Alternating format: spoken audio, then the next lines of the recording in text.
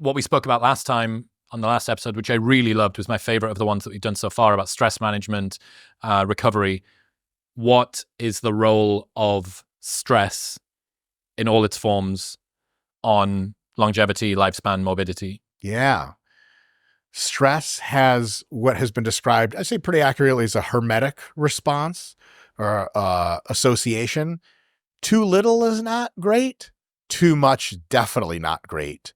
So if you never have challenging times in your life, times where the best of you is required, times when you have to focus, times in which you struggle both mentally and physically, you're unlikely to have as high of a quality of life, and by a little bit as high of a duration of life, as if you have times of life that require you to get tired and beat up and stressed and overwhelmed. However, because there's a lot of really cool shit that happens when your body's overwhelmed, and a lot of the crap it secretes when it's overwhelmed are actually like molecules they're studying now that have like longevity enhancing effects.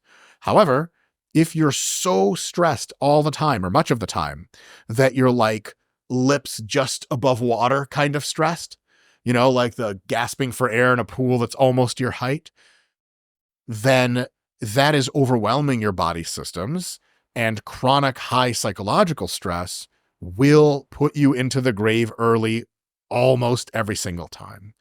There's another consideration here of how you perceive stress, because you can look at some successful business people, athletes, whoever, whatever realm they're in, mothers, 5 children to raise. If it looks like they're in high stress and to the outside observer, but they're engaged and loving every minute of it, they don't really pay the cost longevity-wise, and it's actually a bit of an enhancer. But if you, no matter your stress level, feel totally overwhelmed and like, when will this end type of situation, and you hate it, just get me out.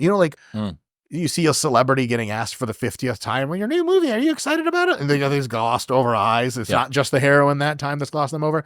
That kind of constant overwhelm, that's not really great for longevity or quality of life. So what you want to do is sufficiently challenge yourself in life and also get the recovery. That balance is tough. I myself have had a real hard time striking that balance in my life. I blame my wife for this entirely. Because she's Asian? Oh, yeah. Well, I'll get to that in a second. So I blame her just for many things in my life. Most, really, even stuff that happened to me when I was a child. She wasn't even around, because why not at this point?